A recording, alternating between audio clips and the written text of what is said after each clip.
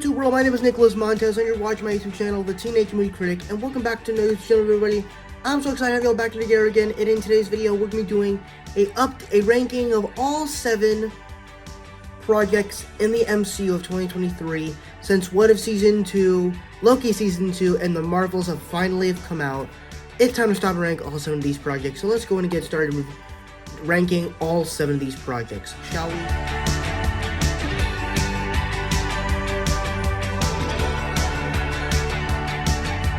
And I thought this was easily the weakest project of the MCU this year, and also the weakest project of the MCU, period. It had an interesting concept of taking the Ant-Man characters and putting them into the quantum realm, and as the first project of Phase 5, I thought it was an interesting idea, plus introducing Jonathan Majors as officially Kang the Conqueror that we were going to see in Avengers and the next 2 Avengers films. And it just became a film that is boring. Now, unlike this movie, the only thing I really liked about this movie was the world of the quantum realm.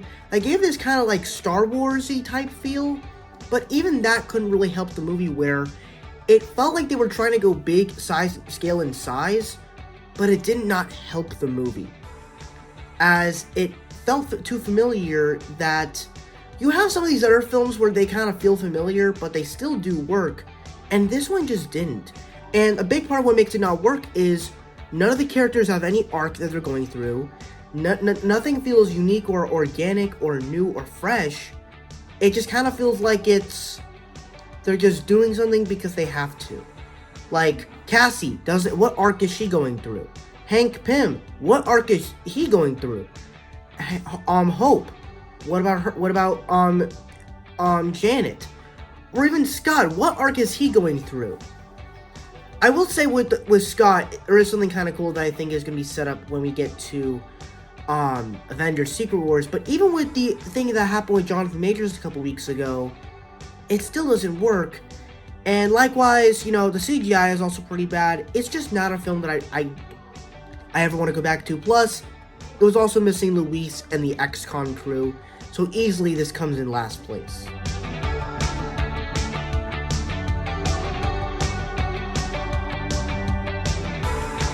Now, unlike Ant-Man and the Wasp: Quantumania, I actually like every other project on this list. So the Marvels, it's a flawed movie, but I still very much enjoy it. Unlike Ant-Man and the Wasp, unlike Quantumania, this movie actually delivers fun and entertainment. Of course, I love the dynamic between our 3 Marvel characters, from Miss Marvel to Captain Marvel to Monica Rambeau. Obviously, Kamala Khan is the MVP of this movie. I also love the action sequences as they're switching between powers, because their powers are entangled, so it's like this movie found an interesting way to do action sequences, and it is quite funny at times. It's just a fun movie. At the same time, the movie is quite messy, as, there's plenty of story issues that this movie has, as it does kind of set up something interesting, where since Captain Marvel killed the Supreme Intelligence, the Kree and Skrulls have been going at war, and the peace between them have been going crazy, and they don't know how to survive without it. They kind of created an interesting story there, and then they try to dive into Maria Rambeau's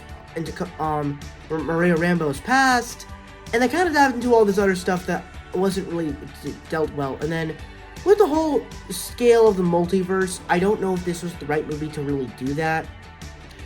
I mean, sure, it was kind of cool to see that Monica Rambeau was in another universe, but, I mean, it doesn't really make sense as to why she's there. But, I know how she got there, but it doesn't really make sense what's gonna be there for her to do.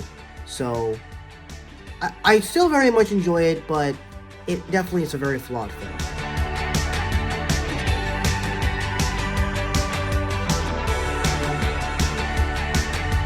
Now, for me, I would say that this is definitely a very good season of What If that found an interesting way to do more interesting concepts, while at the same time having characters that you can have interact and do interesting arcs with, while at the same time upping the animation just by a little bit and doing some more unique stories. at the same time, I kind of feel like that these last 2 episodes of this season just kind of fully did not execute my liking of this season. I feel one of my favorite things about season 1 is that we had this big bad we needed to stop, and so we had to put a team together in order to save the multiverse. In this season, we didn't really. We actually just had to stop one guy, and while Supreme Strange, that little story there was kind of cool, it was a little bit disappointing because we basically got Captain Carter using Infinity Stones and all these other weapons of the MCU. They just kind of felt weird, to be honest. So, while there was some entertaining stuff in this season, I tend to really just enjoy the first season. But from the first clip we got from season 3 yesterday, I'm very much looking forward to the 3rd season and moving on. And it seems like that this is a show that can go on for many seasons.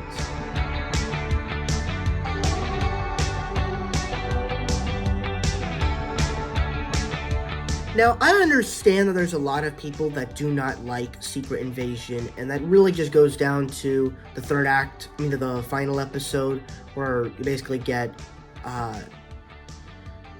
Gaia gaining all the powers of the Avengers. Yeah, there's some messy stuff about that, but at the same time, I can respect it for what it did, as it was a spin on the Winter Soldier on the Winter Soldier tone, while at the same time kind of being this civil war, the setup for a civil war event that's going to be throughout the entire MCU moving forward. And that's one of the things I kind of respect about the finale episode, is that it's setting up this big war around the universe, which is why I think that's how we're getting that 2-parter with Avengers Secret Wars and Avengers 5. We're gonna lose in Avengers 5 because our universe is in shambles. While the other characters from other universes are trying to save the multiverse, they're not gonna be able to work with these other characters from 616 because they're at war with each other and they can't get along. But then Avengers Secret Wars is when 616 is gonna have to come together and put their differences aside and save our universe and get back home. So if you just think about it in that way, I think you can definitely forgive Secret Invasion for this. At the same time, I do wish we could have I do also like the way that it was set up in the Marvels, but not really. But there's still some things I respect about this series and the way it did certain things. Overall, it's still a very good series. Would it be a series I would watch again? There are some episodes I did like, but overall, it's a series that I respect, and I think you all should respect it too.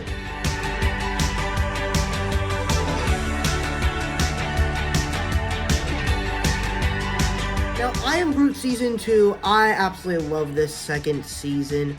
Now, I can't say it's as good as the 1st season. I feel like that there are some shorts that did not work for me, that did not make sense. But as a whole, it continues what you liked about the 1st season of I Am Groot.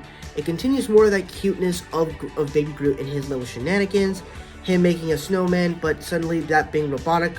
You also get him wanting to get a snow cone in space, but he's on a ship, so he can't really go far. And so it does all these unique stuff, but at the same time, it also has me questions. Throughout his whole journey, he's been with the Guardians. But where are the Guardians during all this? Like, it just makes me question all of that. But at the same time, I still love this season, even though the 1st season for me is quite better.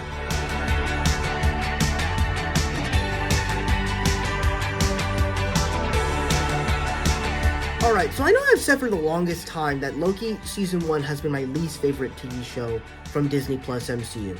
But I'm gonna be honest, after countless rewatches of this, after binge watching Loki Season 2, after watching this episode, after watching all these episodes week from week, and really paying attention, I realized how great of a show this was, and how great Season 2 was.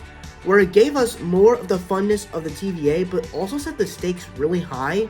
Now, I'm not gonna say this show is like a pitch-perfect MCU show. That show personally goes to Hawkeye, and even Hawkeye's not perfect, but it's amazing. This one, I kind of feel like with this 2nd season, it improved on a lot of things. It gave us characters that we could care about. It gave us storylines about, like, what are people's lives on the Secret Timeline? What were their lives before? And why would we want to know? Because maybe it could be something bad or something good or something like that. And it just makes it for an interesting concept. That, like, what if the TVA... And it's like, when you get to that final episode, you're like, okay, what's going to happen now?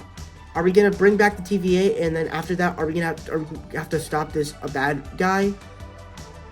And that it doesn't lead to that. And then you realize, and it makes sense, Loki has to break the sacred timeline.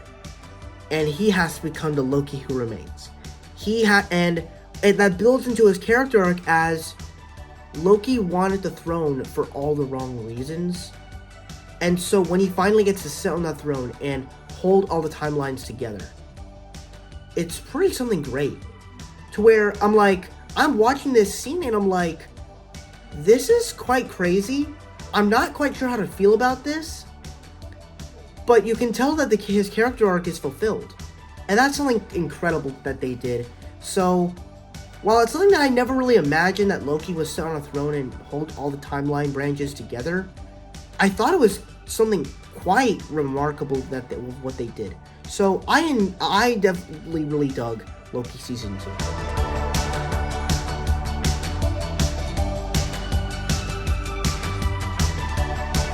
But easily coming in first place is Guardians 3. Easily this is the best project that Phase 4, I believe, has given us. I mean, come on. This is easily one of the best projects I've ever seen. And to kind of state the obvious, I think what this movie does really well is that it gives us... Because one of the big things in the past MCU films that I've loved, you know, No Way Home, Wakanda Forever, is they've always had these big moments in the film that's like in the middle, in the middle acts, that is these big moments that sets the movie and changes it as a whole. You get No Way Home, it's the death of Aunt May. You get Wakanda Forever, and it's the death of Queen Ramonda. And in this film, the big moment that happens at the beginning of the movie, and that sets up of how the movie is. And it's that scene where Adam Warlock attacks on Xandar, beats up our Guardians, and the result of that is the injury of Rocket. So therefore, our Guardians have to travel across the galaxy to save him. Along those same lines, we get tons of great moments from all of our Guardians characters. And what's so great is, as this franchise, as this trilogy of films has been all about Peter Quill, this movie gives time for other characters to shine, whether it's Drax, Nebula, Mantis, or even 2014 Gamora, even Groot gets some great moments. Hell, they even gave great arcs for Cosmo and Kraglin. And then, of course, you have the heartbreaking story and the character development of Rocket Raccoon, which is just, besides Loki, Rocket Raccoon is probably one of the best developed characters in the entire MCU. And it even creates introduces a villain of the High Evolutionary, as he did all these terrible things to Rocket, and he's a villain that you want to see defeated in the end, and they did such an incredible job at that.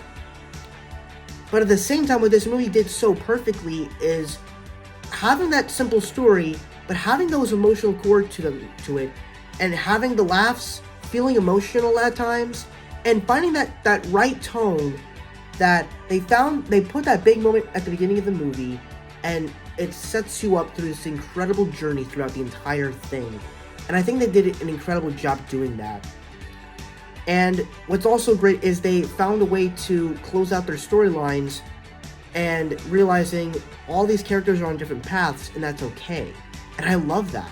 At the same time, the soundtrack is great.